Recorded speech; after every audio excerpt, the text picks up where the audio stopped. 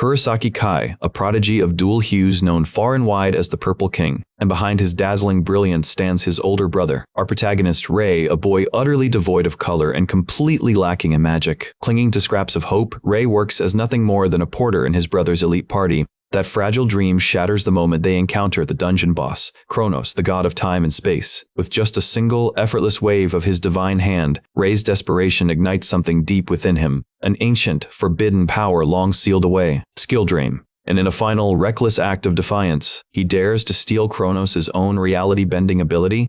Rewind. The next instant, Rei awakens years in the past, armed with the stolen might of a god and a blazing determination to change fate itself. Completely stunned, Rei struggles to comprehend what just happened. As he glances out the window, an even greater shock grips him. The inverted castle before him still gleams white when it should have been pitch black. He remembers vividly that in his original timeline, the moment it turned completely dark, a sudden realization pierces his thoughts. He truly did steal the rewind ability from Kronos and used it to send himself back through time. Fumbling for his phone, he checks the date to confirm his suspicion. And sure enough, he has returned 7 years into the past. Driven by curiosity, Rei opens his status window, eager to see his list of abilities, only to find the rewind skill gone. Yet, despite losing that divine power, Rei smiles, genuinely content with what remains. After all, for 10 long years, all he ever wished for was to possess even a single skill. Just then, a sudden vibration from his phone draws his attention. It's a reminder. The very day marks the match exam. Before he can even breathe a sigh of relief or excitement, he turns to see two familiar faces, Goto and Oik. Both are subordinates of his brother,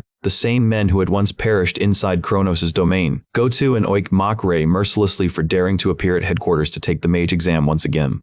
They sneer that no matter how many times he tries, he'll always remain a colorless failure. Unamused by their taunts, Rei smacks their hands aside. Coldly, he tells them to leave him alone. Moments later, he finds himself inside the examiner's office, facing Hinata Reiner, a seasoned B-rank mage. Even Hinata looks weary of seeing Rei's face time after time, warning him that one day his stubbornness might just get him killed. But Rei meets her concern with calm determination, assuring her that this time will be different. With a resigned sigh, Hinata agrees to accompany him to the exam grounds. Having taken the test countless times before, Rei needs no further instruction. His task is simple: collect 3 mana stones from goblins to pass. Yet in the previous timeline, Hinata's encounter with the same monster ended in disaster. She had been beaten so severely that she was forced to retire from her career as a mage. Rei had carried the guilt ever since, blaming himself for the ruin of Hinata's once promising future. Drawing his short sword, Rei steadies himself. The monster charges toward him with incredible speed. As expected, it possesses a skill that boosts its physical prowess, easily deflecting Rei's first strike. Undeterred, Rei throws a heavy punch at the creature's head. The monster snarls, ready to make him pay for his reckless move. But Rei moves faster, slicing the beast cleanly in half from head to toe. Stunned by his own power, Rei marvels at the sheer potency of skill drain. Lost in awe, he snaps back to reality when Hinata shouts at him, demanding to know how he managed to defeat such a monster. Realizing that revealing his black skill could bring trouble, Rei calmly claims it was nothing but luck. Hinata screams in disbelief, calling him out for lying until she remembers that the exam itself should have been cancelled due to the anomaly.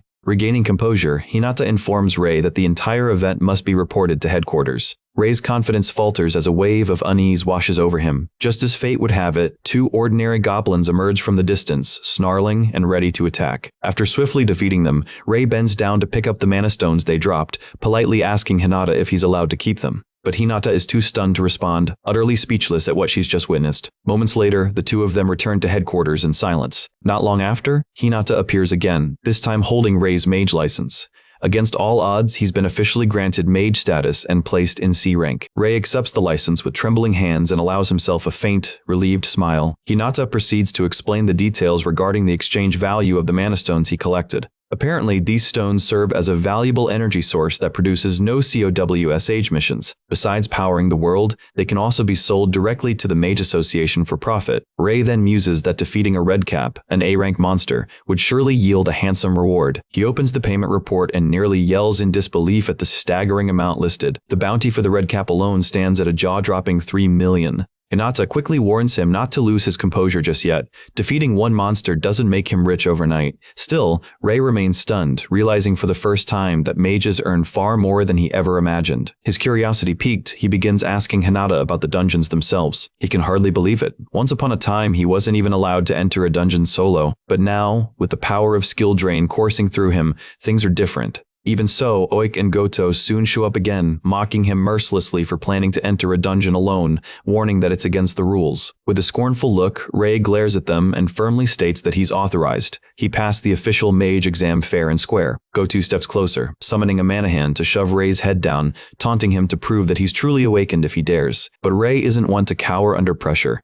Fueled by anger, he slams his forehead forward, headbutting Goto with full force. The mana restraint placed on him shatters in that instant, and Rei turns the tables by grabbing Goto using the very same magic that had bound him. Refusing to back down, Oik conjures a fireball and hurls it at Rei in retaliation. Rei calmly activates his enhancement skill, slicing through the fiery projectile in one clean motion. He closes the distance in a flash and lands a blow that sends Oik flying across the room. Groaning in pain, Oik looks up and asks in disbelief whether Rei has become a dual-colored mage. Rei simply shakes his head and replies, "Number." At that exact moment, his skill drain ability activates again, this time absorbing Oik's fireball technique. With that, Rei gains yet another color, expanding his power even further. Oik's jaw nearly hits the floor. He's never seen or even heard of a mage possessing 3 distinct colors. To prove his dominance, Rei fires a blazing fireball straight at them, stopping it inches from their faces. He then asks coolly if they still wish to fight. The two exchange terrified glances before, bolting away with their tails between their legs. Once they're gone, Rei takes a moment to assess his progress. He recalls that his brother Kai has already achieved level 50, making him one of the strongest mages in the modern age. Determined to catch up,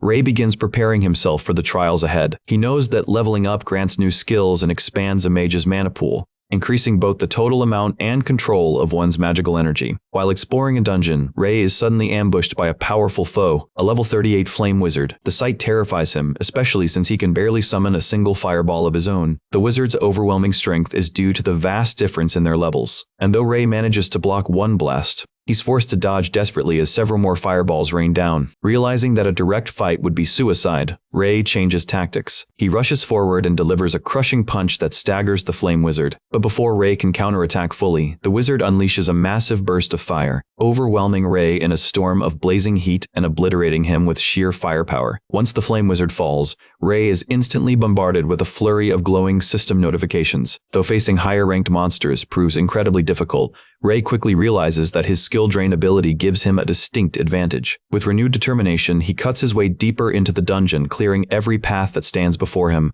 Before long, he reaches level 27, but he starts noticing that each level up comes slower, the grind becoming increasingly demanding. Rei concludes that to push through to level 30, he'll need to take a far bigger risk. So, he ventures into the deepest part of the dungeon, eventually discovering the boss room. A faint smile crosses his face. This is exactly the challenge he's been searching for. Stepping through the ominous door, Rei immediately tenses up upon seeing the skull demon, realizing that stealing its abilities might be the only way to win. Without hesitation, he charges toward the skull demon, aiming to land the first strike. But to his surprise, a powerful mana barrier flares up around the monster, completely blocking his skill drain from activating. The demon retaliates with a vicious swing, nearly tearing Rei's head off, but he narrowly dodges in time. Feeling the surge of killing intent, Rei realizes he must think fast and act smarter if he wants to survive this fight. Timing his move perfectly, he manages to steal the Ice Needle skill from the creature. Now armed with this chilling new technique, he unleashes a precise barrage that shatters the demon's mana barrier entirely. Yet, before he can celebrate, the fallen imp is suddenly resummoned by the skull demon's necromantic power. Rei wastes no time cutting it down again, earning himself another level up. Then, without pausing, he combines the Ice Needle with his fireball skill. The red and blue energies fuse together, forming a blazing fire lance, which he hurls straight at the skull demon. The demon conjures another barrier as usual, but this time the fire lance pierces through, weakening its defenses.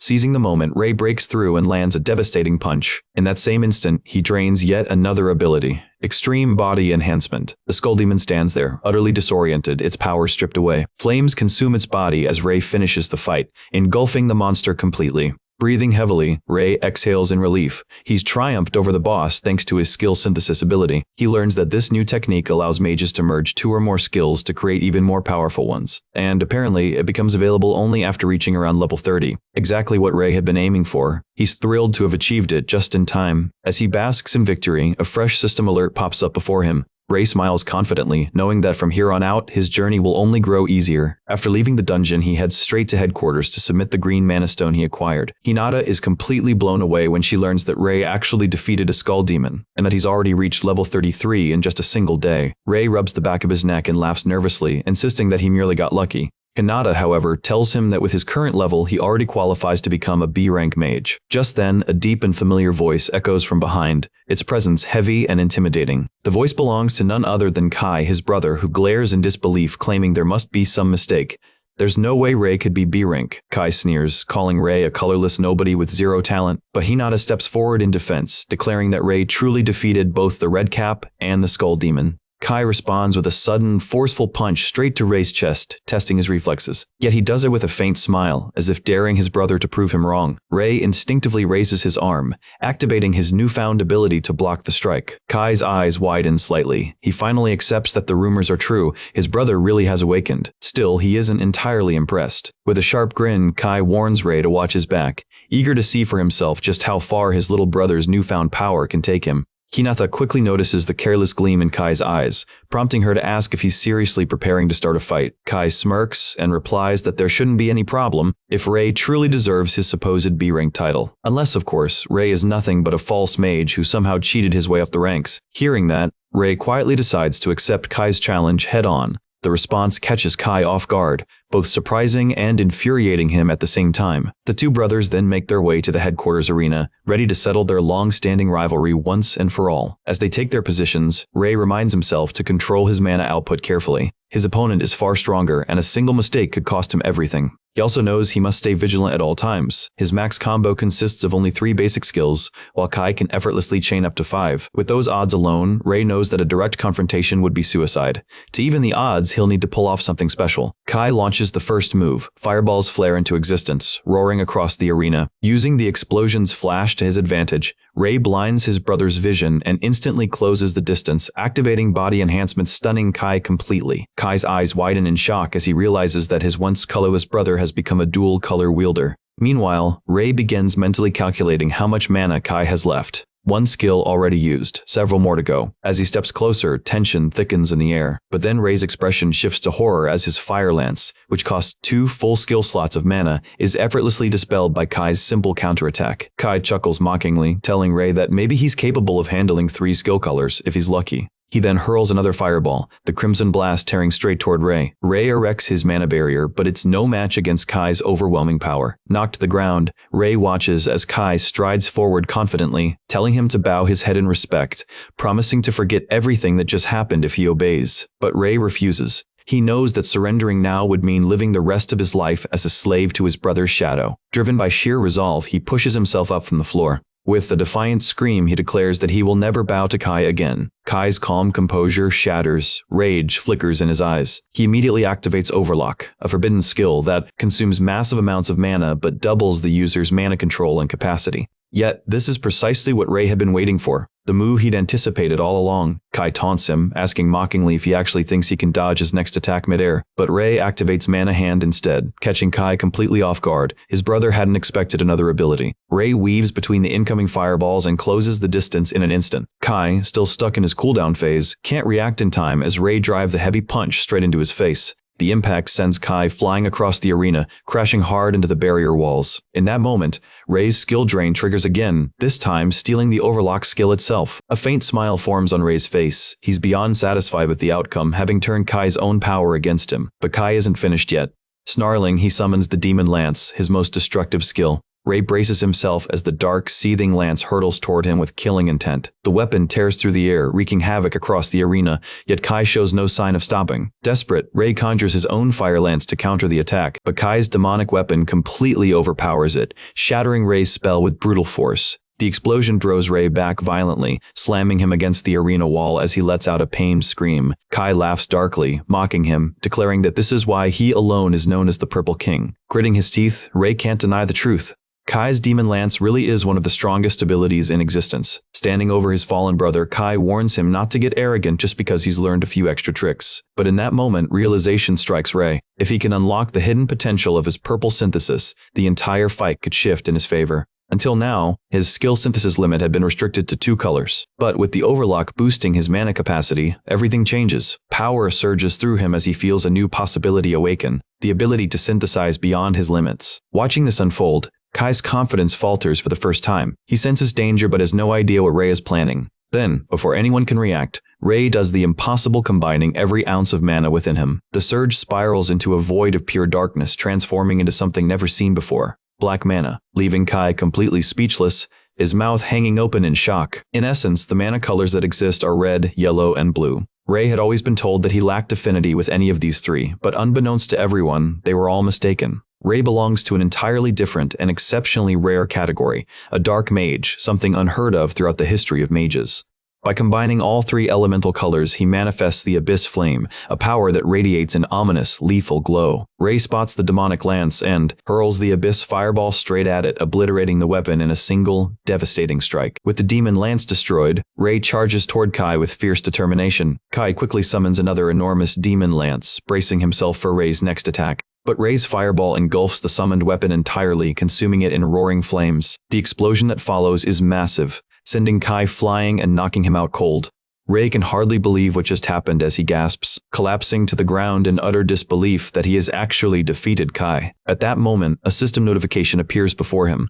It informs Rei that he has successfully acquired the Abyss Flame, all due to the synthesis of his skills. Moments later, Hinata approaches him, still visibly stunned. She demands to know what kind of skill he just unleashed. Rei already feels uneasy, knowing full well that he won't be able to conceal his power forever. He admits that it seems to be a black skill. After all, Rei is the very first user of a black skill. He then asks Hinata whether he's required to report the true nature of his ability to the association, expressing that he would prefer to keep it a secret between them. Hinata, taken aback, tells Rei that he's passing up a golden opportunity. Rei raises an eyebrow, wondering what kind of opportunity she means. She clarifies that since there's no one else with his kind of power, Rei takes a moment to think it over, and although the offer sounds appealing, he ultimately tells Hinata that he will decline for now. Rei is aware that he's still too weak, not yet fit to be called a king. He then asks Hinata whether Kai will be alright. Hinata reassures him that Kai, being one of the kings, will recover soon despite his serious injuries. Suddenly, their phones buzz with an emergency alert, and when Rei checks it, he learns that a new dungeon has emerged at the western entrance of Ikebukuro Park. It's classified as a level 70 dungeon, even though most of the kings are only around level 50. Within the first week of its appearance, they realize just how underpowered they truly are. However, Rei resolves to prevent history from repeating itself, no matter the cost. Hinata nearly loses her footing when Rei boldly declares his intention to conquer the dungeon. Since there's still some time before the dungeon outbreak, Rei asks if the A-rank promotion exam is still scheduled for next week. Hinata confirms that it is. Hearing that, Rei confidently declares that by the time the next examination arrives, he will have risen to A rank. Hinata is taken aback by his determination, yet she can't deny that with his current skills, Rei genuinely stands a chance of passing the exam. Still, there's a trace of concern in her tone, prompting Rei to ask what's wrong. Hinata explains that in order to take the A-rank promotion test, he must first clear a B-rank dungeon with a party, meaning he needs to form a group and complete a B-rank raid first. Rei freezes for a moment, realizing he had completely forgotten that requirement. Now he's left deep in thought, trying to figure out how to get himself out of this predicament. Just then, he overhears a group of mages berating one of their teammates for being too weak. The scene strikes a nerve in Rei, reminding him of how he was once treated like garbage, the outcast no one wanted. The poor girl's teammates are relentless, openly calling her deadweight. When Rei hears the name Aya, something important clicks in his mind. It dawns on him that this same Aya will one day be known as the Scarlet King. Despite her current weakness, Rei feels a pang of disappointment seeing how cruelly her party members treat her. Aya pleads with her team, explaining that she can't afford to be expelled because she needs the money for her sister's medical bills. The party leader coldly tells her that she'll judge her performance during today's dungeon raid, and if she fails, she's out for good. Aya nervously agrees, her hands trembling. She and her party then head out toward the dungeon, but Rei can't shake the feeling that something bad is about to happen. He knows that Aya will eventually become the Scarlet King in the future. Determined to stop any tragedy before it begins, Rei decides that he must intervene. Standing before them is a level 45 monster. Aya quickly reminds her party leader that she can't possibly defeat the creature on her own, but the leader coldly declares that if Aya can't handle the boss by herself, she'll be kicked out of the team immediately. Trapped by the cruel ultimatum, Aya finds herself cornered with no choice but to obey. The rest of the party watches with mocking amusement as Aya steps forward toward the boss and launches a fireball straight at it. Her fireball strikes its mark, hitting the monster dead on. The creature retaliates instantly, slamming its massive sword into the ground, sending a violent shockwave that tears through the earth and forces Aya backward with tremendous force. Rei quickly turns toward her to make sure she's unharmed, but it turns out that Rei had pushed the monster away like it was nothing, his strength overwhelming. He isn't surprised that the creature survived the hit though, because the Dullahan's armor is reinforced by an advanced strengthening enchantment, rendering normal attacks completely ineffective. Determined to end this, Rei takes a daring leap toward the monster, risking everything just to make contact. He manages to touch the creature's armor and instantly activates his skill drain ability. But before the monster can retaliate, Rei is forced to leap backward to avoid being cleaved in two. Returning to Aya's side, she anxiously asks if he's alright.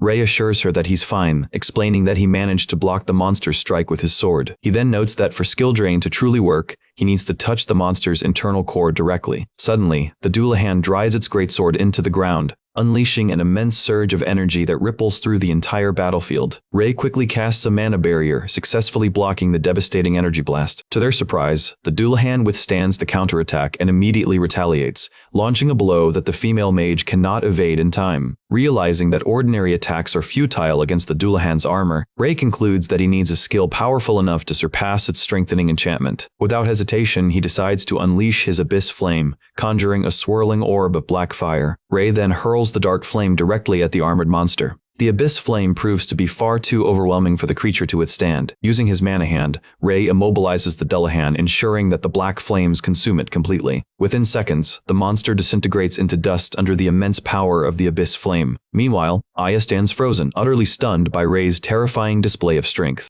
She can hardly believe that he managed to defeat such a monster with a single, decisive strike. Nervously, she bows her head and thanks Rei for saving her life. Her arrogant party leader finally regains her footing, glaring daggers at Rei, clearly infuriated. But she quickly realizes just how powerful Rei truly is. She approaches him, ready to negotiate. But before she can speak, Rei calmly states that in exchange for his help, he wants Aya to join his party. Both the party leader and Aya are left stunned by the unexpected demand. The leader lightly taps Aya on the shoulder, asking whether she's truly okay with such an arrangement. Taking the monster's core stone for herself, the leader smirks as she walks away, remarking that she's made a great deal by trading away a useless party member. Aya, however, doesn't feel angered. Instead, she's filled with doubt, believing she'll only hold Rei back. But Rei gently reassures her that she has nothing to fear, that she will grow stronger, far stronger than those who abandoned her. Aya is stunned to hear this, unable to imagine herself ever becoming powerful. Rei softly adds that he didn't mean to offend her with his words. Moved by her story, Rei tells Aya that he'll be her support moving forward. Aya smiles faintly, telling Rei that she's willing to place her trust in his care. Rei grins in return, realizing he's just struck gold by gaining a truly promising ally. The very next day, Rei and Aya prepare themselves to challenge a B-rank dungeon. Together, they step into the entrance of the dungeon, their determination unwavering. But before proceeding further, Rei instructs Aya to stay behind while he handles the monsters on his own. Rei charges straight toward the swarm of monsters, activating his extreme body enhancement skill just before reaching them. With incredible precision, he slices through each creature one after another, leaving no time for them to react. Aya watches in astonishment, unable to comprehend just how overwhelmingly strong Rei truly is. His power seems almost unreal. But Rei doesn't let his guard down. He's determined not to let anything interfere with Aya's progress or the future she's working toward. Inspired by him, Aya steals her resolve, determined to rise to the standard Rei is setting for her. Yet suddenly, Rei notices that the level of firepower she's unleashing is far greater than he anticipated. Aya's flames consume the entire chamber, painting everything in shades of crimson until the massive slime boss is reduced to nothing but molten remains. After the boss is defeated,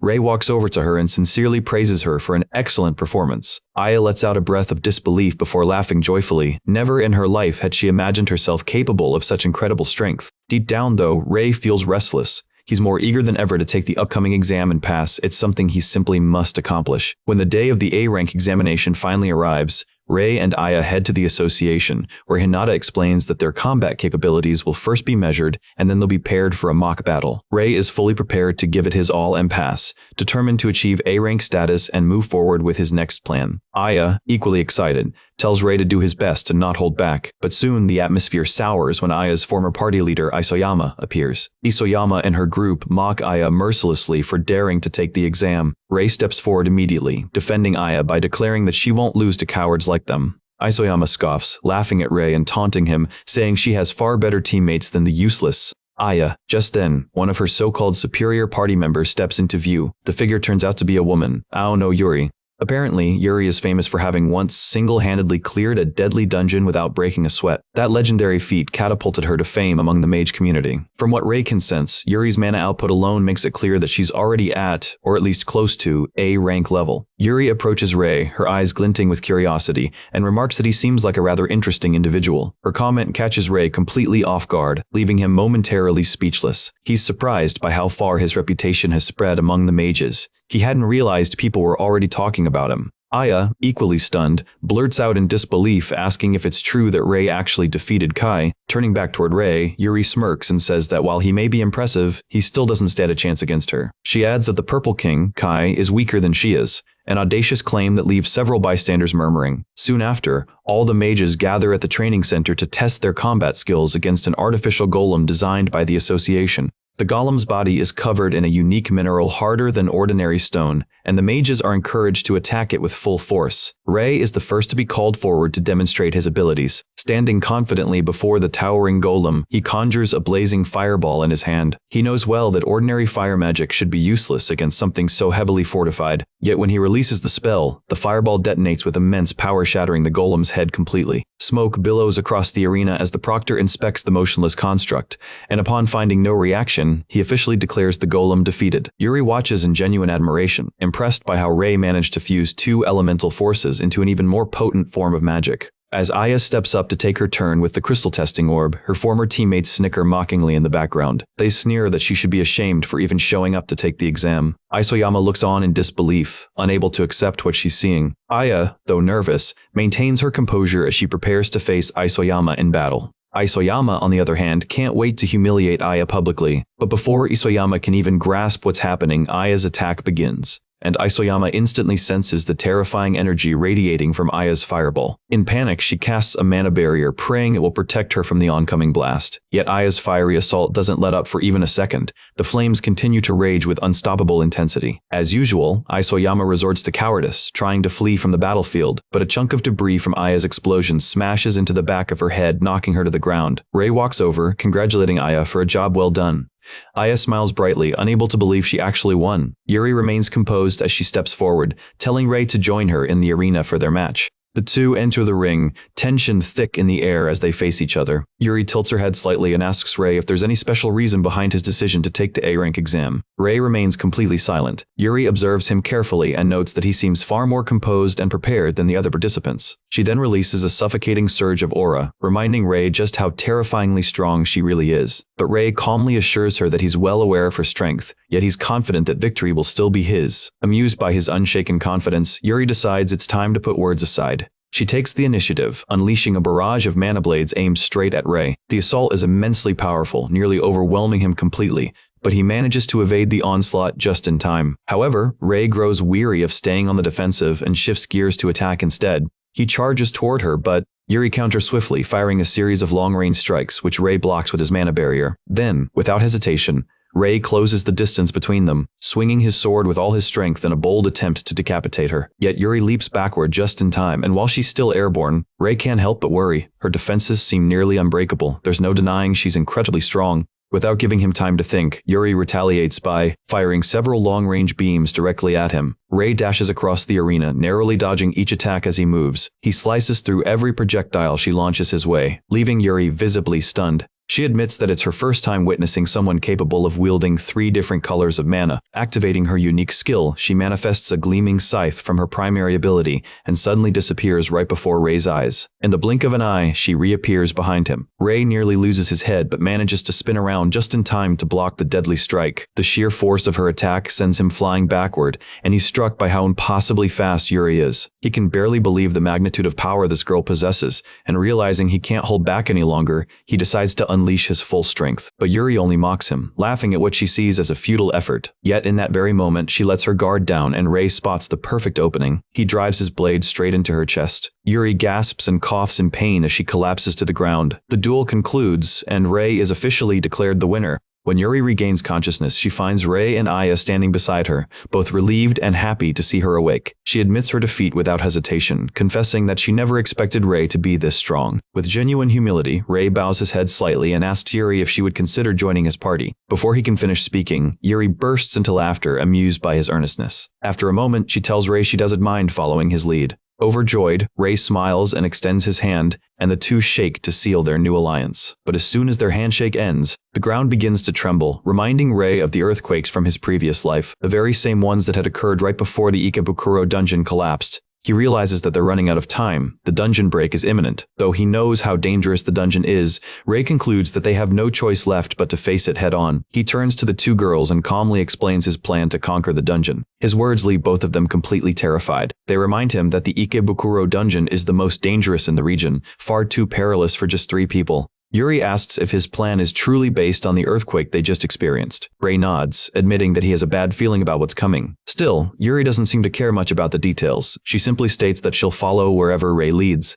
Seeing Yuri's determination, Aya quickly pledges her support as well. Ray is deeply grateful and thanks both of them for standing by him. The next day, Ray and his newly formed party submit an official request to Hinata, declaring their intent to conquer the Ikebukuro dungeon. Their request gets officially approved, and the trio head straight for the dungeon entrance. Being the wild spirit she is, Yuri is practically buzzing with excitement, eager to dive into the challenge ahead. Aya points out that it would have been safer if they had more people to assist, but Ray explains that it's impossible. The association strictly limits the number of A-rank mages that can be dispatched. He adds that it would have been great if someone named Oikawa could have joined them. Before the regression, Oikawa was widely recognized as one of the strongest mages in all of Japan. Ray worries deeply that Kronos might resurface if the dungeon break occurs, and with that fear in mind, he resolves to make absolutely sure that it never happens. Before stepping inside, the girls insist that Ray drop the formalities and just call them by their regular names. Not wanting to waste any more time, Ray agrees with a small smile. Together, the trio steps into the depths of the dungeon. The first monster they encounter is a towering level 71 skull demon. Without hesitation, they slice the creature clean in half. After a brief silence, Ray finally speaks up, revealing that he possesses an ability known as Skill Drain. He explains that with just a touch, he can steal another person's skill and temporarily make it his own. At that moment, realization strikes Yuri. She finally understands what had happened during their duel, but Ray calmly assures her that he already returned her skill afterward. Yuri then grasps the true reason Ray wanted them to take on this dungeon. She concludes that as long as Ray is leading them, they'll be safe no matter what comes their way. Encouraged by that thought, the group pushes deeper into the dungeon's interior. Before long, they reach the entrance to the boss's chamber. Ray informs Aya that they've both gained levels on the way here, and with that power boost, he believes they now have a real chance to win. Aya admits that his assessment makes sense and agrees with his reasoning, but before she can finish speaking, something massive suddenly emerges from behind them. Ray quickly tells Yuri that things may look grim, but they can't back down. They have to save Aya no matter what. He yells out to Aya, asking if she's alright. At the same time, worry creeps into him. Aya might have a large mana reserve, but even that has its limits. Ray tells Yuri that he'll do everything he can to draw the monster's attention while she focuses on rescuing Aya. With that quick plan in place, the two charge forward fearlessly. Ray positions himself directly in front of the creature and barely dodges a deadly tentacle strike. The impact alone shatters the ground beneath him, leaving him stunned. Just when he thinks he's safe, another tentacle whips around from behind. Fortunately, Ray manages to escape the tight spot at the last second, utilizing his technique known as mono hand. Meanwhile, in the chaos, Yuri seizes her chance to close the distance with the monster. She swings her scythe with full force, hoping to land a critical hit, but the blade bounces off harmlessly. That's when they both realize the horrifying truth.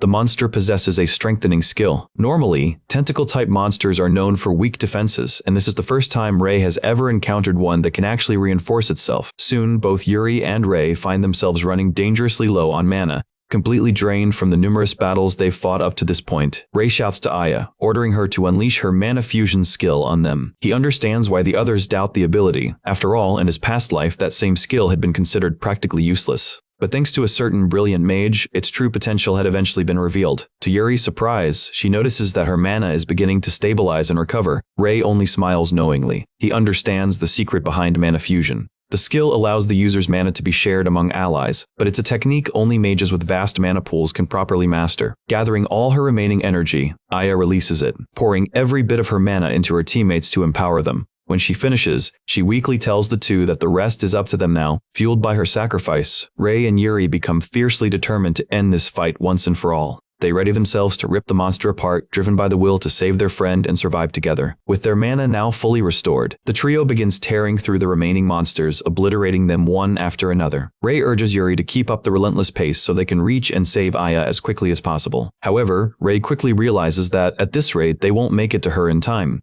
Gathering all his focus, Rei thanks Yuri for the cover and sprints toward Aya with sheer determination blazing in his eyes. Every step he takes radiates pure fury. He finally reaches Aya and slices through the monstrous tentacle that had her bound, freeing her from its grasp. Without wasting a moment, Rei kneels beside her to make sure she's unharmed. Yuri rushes over soon after, praising Aya and telling her that her skill quite literally saved their lives. Yuri admits that Aya has far more courage and composure than she initially thought. Though they've managed to rescue Aya, their mission is far from over. The monster still needs to be defeated. Realizing the immense challenge before them, Yuri clenches her weapon, fully aware that this will not be easy. But Rei turns to her and calmly says that she should leave the rest to him. Despite her doubts, Yuri decides to trust him and lets him do things his way. Rei charges straight toward the massive creature, declaring that he's going to end it right here. Yuri's eyes widen in shock as she sees Rei running directly at the monster without even holding a weapon. The beast regenerates one of its massive tentacles in an attempt to stop him, but Rei strikes with unmatched precision, ripping its head apart in a single, devastating blow. The monster collapses with a thunderous crash, shaking the entire chamber.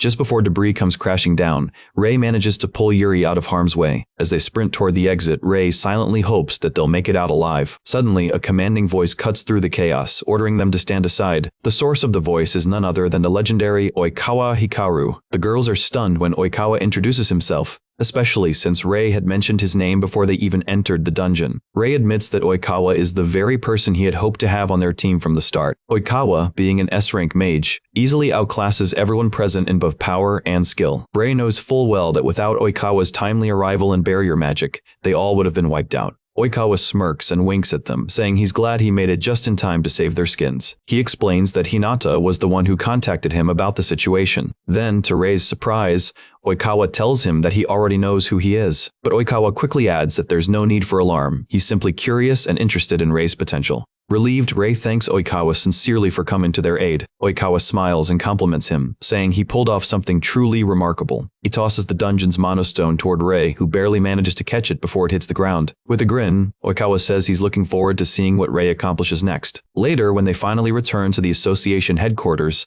Hinata spots them entering and immediately starts shouting, demanding to know if they're all safe. She had been worried sick after noticing how long the team had been inside the dungeon. Hinata scolds Rei harshly for diving into such a high-level dungeon right after submitting his application, especially since it was far more dangerous than any other. She then asks how far they managed to get, assuming they'd only cleared the entrance floor. To everyone's shock, Rei calmly reports that they've conquered the entire dungeon. The staff and other mages are completely stunned, screaming in disbelief. When speaking to the press, Aya proudly announces that she now has enough money to pay for her sister's medical treatment, and she gratefully thanks Rei for giving her that chance. Isoyama and her team can't hide their bitterness as they watch the news unfold. The same goes for Kai, who is equally frustrated by the outcome. Word of Rei's achievement spreads like wildfire across the country, especially since he was once dismissed as colorless. Group chats explode with people tagging friends and calling each other out, many of them suggesting they all owe Rei an apology for ever doubting him. And while the world celebrates Rei's victory, he's already deep in thought, focused on one thing, figuring out how to become even stronger. Since Rei managed to conquer the dungeon with the help and support of others, his victory wasn't solely his own doing. 3 days later, Rei makes his way to the association after receiving a summons. The message said there was something important he needed to hear in person. When Hinata reveals that they've received an official request to conquer a particular dungeon, Rei and the girls are stunned. Aya can hardly believe it, pointing out that they've only just become rank mages. Normally, mages request dungeon explorations themselves, but being offered one directly is something the association reserves for only a select few. Hinata smiles at Rei, saying everyone is counting on him, but Rei disagrees, insisting that the whole team is needed for this mission. Rei then asks Hinata who submitted the request, but she explains she can't tell him. The higher-ups ordered her to keep it confidential. As expected, Yuri wants to accept right away simply because the mission sounds exciting. Rei eventually agrees, reasoning that since it came through the association, there's no reason to suspect anything strange. Not long after, they encounter someone along the way, and to their greatest surprise, it turns out to be Oikawa. Oikawa cheerfully remarks that he's looking forward to this mission, adding that the entire world will be watching them. Aya can't believe how carefree Oikawa seems, and Rei agrees with her, though he reminds her that despite his attitude, Oikawa is still an S-rank mage. Apparently, the scout team reported encountering a massive wall of fire blocking their path. Curious, Rei asks how they're supposed to get past such an obstacle. Oikawa confidently reminds them of his barrier skill, assuring them that as long as he's there, that fireball won't pose a problem. Rei notices Oikawa's overconfidence and quietly wonders if he actually believes this dungeon will be that easy. Nevertheless, Rei tells his team to prepare for battle. Suddenly, he catches sight of Oikawa sitting off to the side, fear clearly written across his face. Oikawa nervously tells the trio to handle the monsters themselves, admitting he's not familiar with the kind they're up against. Aya reminds him of his earlier bravado about being the main man, but Ray just instructs his team to focus on the monsters and ignore the cowardly mage. The trio takes their positions and unleash a series of long-range attacks toward the incoming monsters. Ray follows up, finishing off the remaining ones with his blazing fire lance. Once the monsters are defeated, Aya gleefully celebrates alongside Ray. Oikawa expresses his gratitude, thankful that they just saved his life. Suddenly, he activates a spell that traps the defeated creatures inside a square-shaped barrier. Ray and his team stare in astonishment, and Ray asks Oikawa what kind of skill he just used. He's completely amazed. He's heard of this technique before, but this is the first time he's ever seen it with his own eyes. As Ray walks behind him, awe fills him completely. Oikawa truly embodies what an S-rank mage should be. The heat radiating from the flames is intense, felt even from several meters away. Then, Oikawa calmly steps forward. The group follows, walking eagerly through the newly opened passage. Before long, they find another tunnel leading directly to the boss's chamber. Since they've already come this far, Ray suggests that they head into the boss's room. Deep down, Oikawa waits with anticipation, eager to see what Ray is truly capable of. He wants to confirm whether Ray is a fraud or the real deal. Ray complains about the suffocating heat,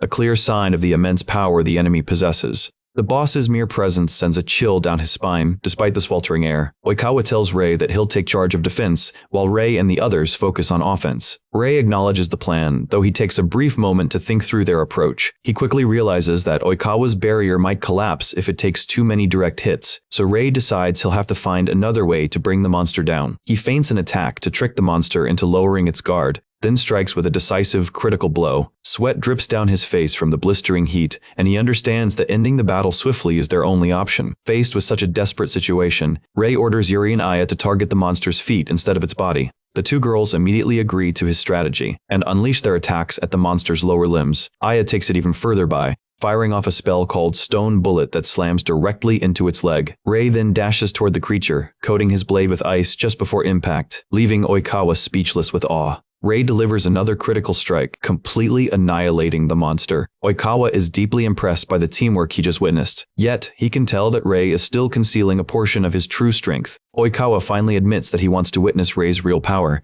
Because of that, he asks Ray to defeat the monsters sealed inside his magical box. He assures him that if things get out of hand, he'll reseal them instantly, but it will be up to Ray to give the command. And as if fate itself intended it, Ray's greatest fear becomes reality. From within the box, Kronos slowly and ominously emerges.